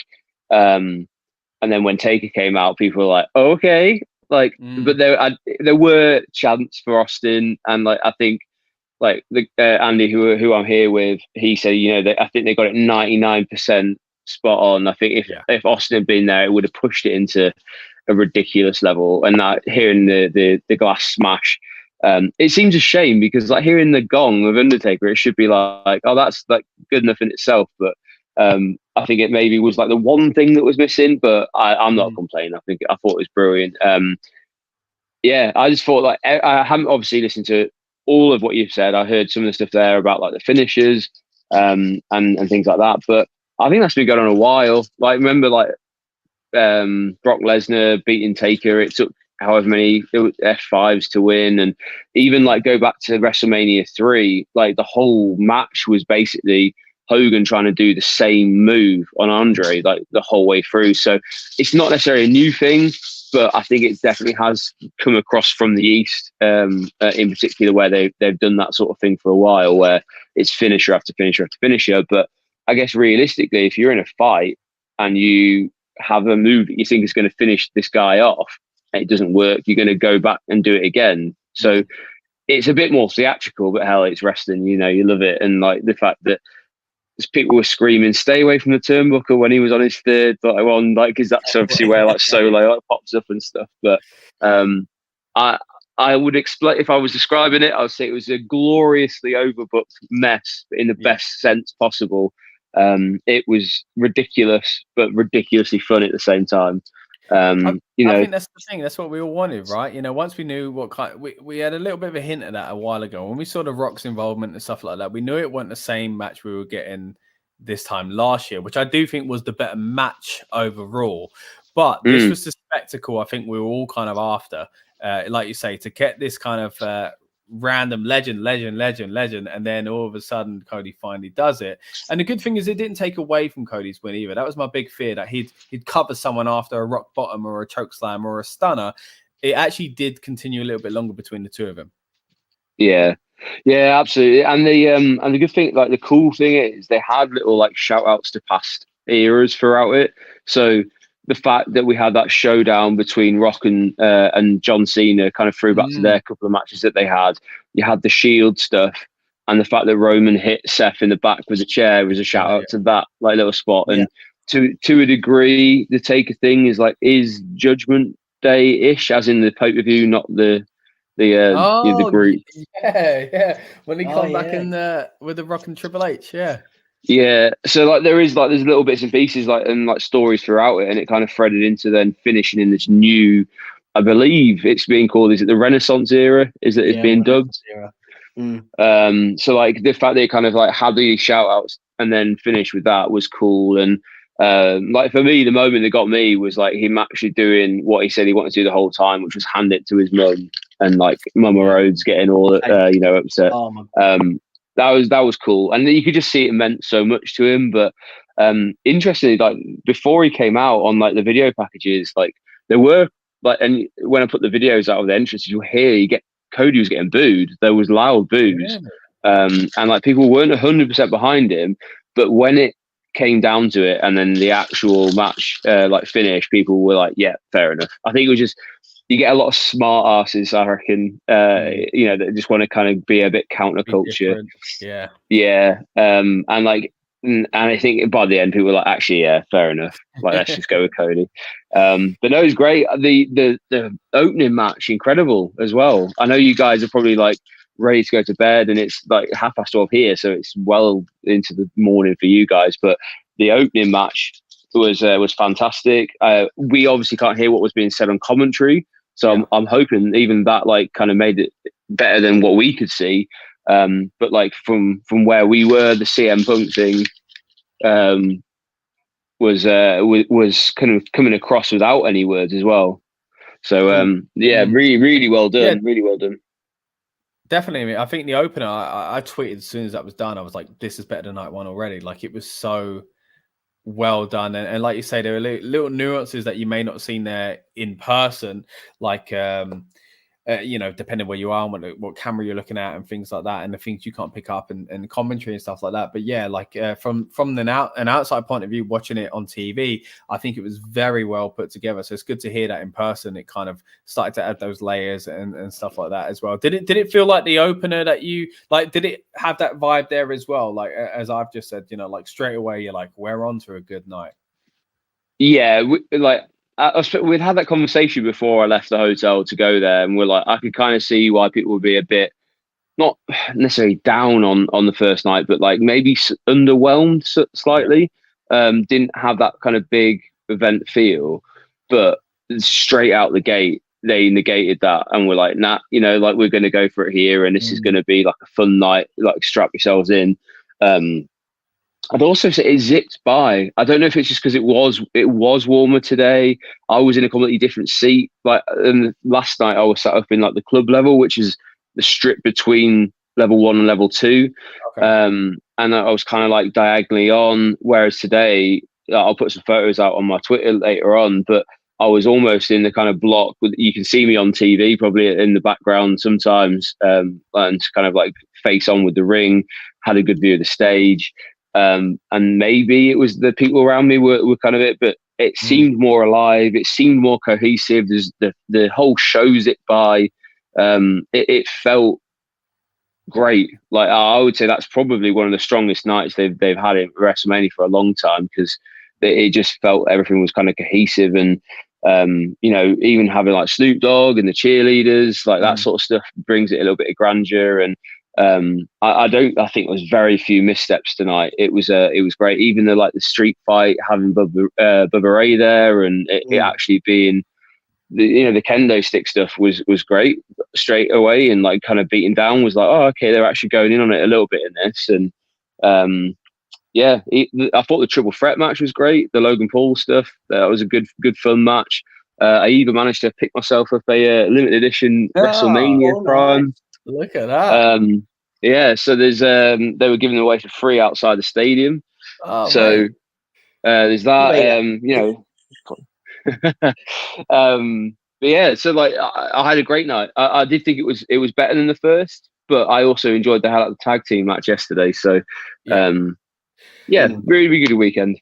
Definitely were good things about yesterday, but again, this kind of feeling that maybe night one is being looked at as almost a kickoff show is my concern going forward. But I do think tonight, as great as it was, and it sounds weird to say, it was almost too stacked. Like, some of those things should have been on night one to kind of make it a bit more even, in my opinion. But I do think the atmosphere, it seemed different from an outside point of view as well on TV. They made sure straight away, like I said, there was these funny weather reports continually last night. They made sure straight away to go, it's not that cold today, I'm feeling good. And they basically hyped up how miserable they felt the night before. Obviously, Stephanie did that on the microphone as well. And they kind of made sure to go, look, don't worry guys, the fans will be a bit more with it today. You know, like, again, I know there was a bit of discourse online about fans potentially not being, you know, as into it as people expected, being Philly fan base and whatever else, and international fans traveling. But I've been there, you know, and I know you were there as well, New York, New Jersey at 35. Later in that night, it got freezing there as well. So I completely understand where you're coming from. And when you're there for hours, and obviously that was a 7-hour type event or whatever, a little bit different, but still 3 hours in, freezing cold, it's hard to be hyped, and you're a little bit tired still anyway. So I do, that kind of played into it. And also tonight's show, the runtime was shorter. And we talked about earlier on, I don't know if you felt the same way, Andy, but they kind of made entrances quicker, especially it felt so on AJ Styles and Bayley, who had brand new theme songs, and it was hard to really understand the new presentation for both of those. And then at the same time, I felt that Seth, and you wouldn't have seen this as, like, obviously because you wouldn't have heard commentary, but Seth's entrance, Drew's entrance, both special entrances, and who else had a special entrance? Roman Reigns. Now, I know you've got to go, this is the such and such choir from blah, blah, blah, but they did it in the weirdest times. I don't know if you felt the same way, Rob, but I felt like the commentators were kind of overstepping each other, and like, especially on the first one, because they were straight away like, I'm Michael Cole, this is Pat, and this is Corey. Oh, and by the way, Punk tried to talk, and he said, yeah, we're gonna get to you in a minute. And by the way, oh look, there's some bagpipes going on. I was almost like, what the hell happened? Why did we not get interest to see CM Punk? Like, I'm guessing you got one in person there, Andy, right? Did Punk come out to his music? So he did, but unfortunately what happened was, we were like, they have a countdown that we can see on the screens where it's saying like how long it is, and I was like second in line, because I was like, I need to get a drink before we go in. And then all of a sudden you just heard the like, and then his like music started, and you're like, are you effing kidding me? And so we like ran through to like see him, and then we realized the show hasn't started, they're bringing him out before the video kind of kicks it off. So we got an entrance, and he kind of walked down and stuff, but we almost missed it completely. But yes, he did get an entrance live for the ones who were already in their seats. It just felt like they were playing catch up straight away, which is really weird because again, runtime was quick. Maybe they were just paranoid or something like that. But last night I think the show finished at like 4 a.m. This time around, I think it finished what was it? 2:45, half, something like that, or 4 o'clock maybe. It didn't feel as long, but anything else we should kind of be aware of, Andy, from the in-person experience as far as I'm quickly going to say here, Critics going to bed. Last comment, see you for Raw stream. I look forward to Raw Night. Thank you so much, Critic, for joining us. Everybody else is chatting with us tonight, and everybody that's been lurking in the background, not necessarily hitting us up with comments. We appreciate you as well. But thank you, Critic, for joining us once again. Yeah, anything else, Andy, that you think that maybe kind of stood out to you as far as being there in person? A certain wrestler getting a bigger pop than you realized, or a match that maybe got a bit more love than you expected in person, or rumblings around you about certain storylines or anything like that? Bayley got quite a big pop, and I wasn't expecting her to get a big pop, but that was one of the matches that was actually quite loud through the night. Again, don't know how that came across on TV, but certainly in person, the love for Bayley was huge, really cool. The song was constant. The Hey Bayley was constant. Yeah. Loud, so it was little pockets throughout. I guess one thing that should probably be explained, you would have heard it, and if you've been to many, you'll experience it, was the whole light shenanigans that goes on. Yeah. So I hadn't realized it, that obviously the lights weren't on the crowd. It was very dark last night. I think they tried to change it by having some brighter lights, some white lights on, because obviously they were trying to have this green theme with it being in Philly. And they had some green lights on, and I heard some people talking, they didn't have these white lights on yesterday. And what happens is if you're at a certain angle, the lights are very blinding to look into when you try and look at the ring. And then you either end up looking up at the screen, which is kind of defeats the purpose of being there. And you might as well watch it at home. But you try and look at the ring, these lights are at an angle where they kind of glare your vision. So you might have heard a lot of chants saying turn the light off, and there was, I think it was oh, please turn the light off. Yeah. And it was quite predominant during the AJ Styles and LA Knight match as well. And I felt bad because I think a couple of years ago it was AJ Styles match where they were doing that, and he looked confused to what was going on, because it was everywhere. So people were getting quite annoyed about it. I'd say also, how there's always that one catchphrase or thing that people are saying around Mania, and you hear it everywhere.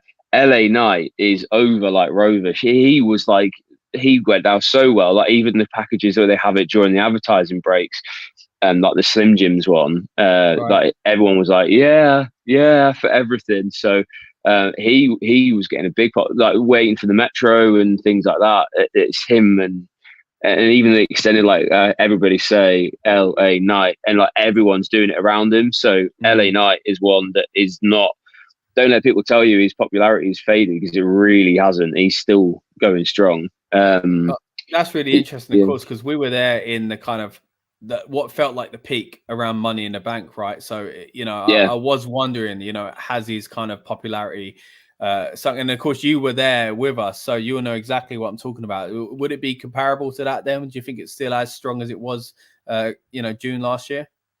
Yeah, absolutely. As I say, you wait for the Metro, you wait in the concourse, and people are doing it everywhere. And it'd be interesting to see how his merch sales do, because I don't know if I saw loads of LA Knight shirts, but there was definitely pockets of people. But he's still the name that people are saying. And again, is he going to be one of those people that maybe benefits from Cody being the champion, because he might not have got another match against Roman, but certainly LA Knight versus Cody is a great one. And are we going to see Kevin Owens versus Cody, or eventually CM Punk, and all those people that are in the ring with him? Did they eventually get matches? So it's, as I said on the kickoff show for you guys, it breathes new life into the whole roster, and I'm really excited to kind of see how that plays out. And it definitely felt like a new era, and I'm very excited to get into it. Brilliant. Yeah. Rob, have you got any questions for Andy before we do start wrapping up? I kind of answered it with the LA Knight thing. However, I would say, do you think the LA night, obviously in comparison to the crowd, there was a bigger crowd, obviously there at Philly. Over here in the UK, we're loud regardless of what's going on, especially when it comes to chanting and stuff. Would you say it was louder in Philly? Did it feel louder in Philly, or did it feel louder in the UK because it wasn't an open roof? It echoed more. A bit more confined, yeah. Ooh, it's a good question. I think the only way I can kind of answer that is British fans seem to do well when nothing's happening. So like they'll stay consistently loud. Whereas like when the Philly crowd was loud, it was loud. So like something has to happen for them to respond. So like the moments when the matches are over or something happens, then they'll get into it. Whereas I feel like the UK, like what did we get in the like just sold my car to Santos Escobar, and that was like halfway through a match. Nothing particularly happening. You're like, but I don't think they have that here. I think the only time I did hear it was the triple threat match where you had like Logan Paul and people were like shouting H2O and we want water to kind of get him back. I think there's a Gatorade, yeah. And like that was quite clever. But like I do feel like the British crowd generally are quite witty and also like louder consistently. But again, when it's loud, if that makes sense. Yeah, I get you. Definitely. All right. Well, it's been a great weekend of WrestleMania action. Like I say, we're going to be back here tomorrow doing Raw after Mania content as well, leading into it, and hopefully an instant reaction after that. Andy, what's your plans? Are you still over there tomorrow for Raw, or are you heading back tomorrow? No, I'm gambling that Raw's not going to be great, and I'm heading back tomorrow. You did. I remember you did the same last year, didn't you? Yeah, I did, and I think I spoke to you when I was in the airport, and then when I got back in the UK side, my phone was blowing up with people saying how crap it was. Whereas I have a feeling people might get a good time. So my flight back's tomorrow night. Got a couple of things to tidy up in Philly, just make sure it's all checked off, and I'll be flying back. But I hope the Raw is amazing because you guys are putting in some hours, man. So I hope it's good for you.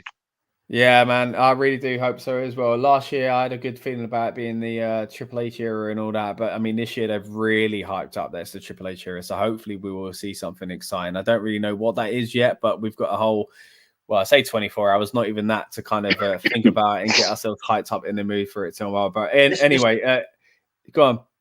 I was going to say, like, if we're going to picture what it's going to be like having a Triple H era, I think go back to prime NXT, black and gold NXT. Now put that on a bigger stage. I think that's what I'm hoping. What we're getting. That's what I'm hoping. Yeah, it won't be copy and paste from that. It won't just be magnifying what we had there, because I think it's a different style and it's already a different time. But I think the good things that made that good are still very much within Triple H's kind of remit. And looking forward to seeing where we go going forward as well. But anyway, going back to this weekend, it's been fantastic chatting wrestling with you boys. Andy, thank you so much for joining us, mate. It's been a real privilege to get your perspective from over there at in Philadelphia as well. Even though you've just been pretending you're actually in a Premier Inn in Newcastle, it's been good pretending you're in Philadelphia.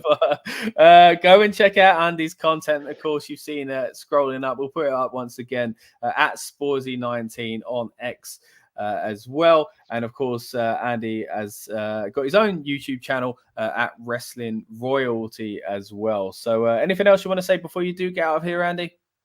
No, I promise I'll put a video or two up to make sure I wasn't just in the hotel room. But no, my pleasure being here, guys, and well done for some great coverage. And I look forward to catching up with you soon. Definitely, mate. See you soon, and have a safe flight home, mate. Hope you have a good cheesesteak before you get out there as well. Oh, I've had 2 today. I can't possibly, but maybe I'll squeeze on more. Yeah. 2 in one day. My goodness. No. I split. We shared one. We got 2 because there's 2 famous places, and we were like, which one do we go to? And we're just like, let's just do both and split it, and we'll have half of each. So I can't have any more cheesesteak. It's right, very rich. Before you go, you had half of each one. Which one was better? Well, I mean, I might not be able to come back to Philly, but I would say Gino's was the better one of the 2. Okay. What was the other place you went to? Smith, what's the name of the other one? Pat's, I think it's called. Okay. Yeah, It's the one in Rocky. Apparently, he goes to Pat's, where they're opposite each other, and apparently there's a real beef, Rivalry. and I don't mean that in any kind of like ironic. Yeah. But yeah, Geno's is better. But hey, come across to Philly, try them for yourself. They're not bad. They're just both great. One's just slightly better. Good. Yeah, mate. I rushed in a cheesesteak when I went to Philly for 7 hours. That would be a story for another day. But the last thing I did was grab a cheesesteak and run back to my mega bus because I needed to get one while I was there. But again, that's a story for another day. Andy, thank you so much for joining us, buddy. And I hope you get some good rest tonight. And like I say, get a nice little safe journey back to UK as well. Cheers, lads. Enjoy your like 3 hours of sleep you're about to get. Thank you. Know it. See you later.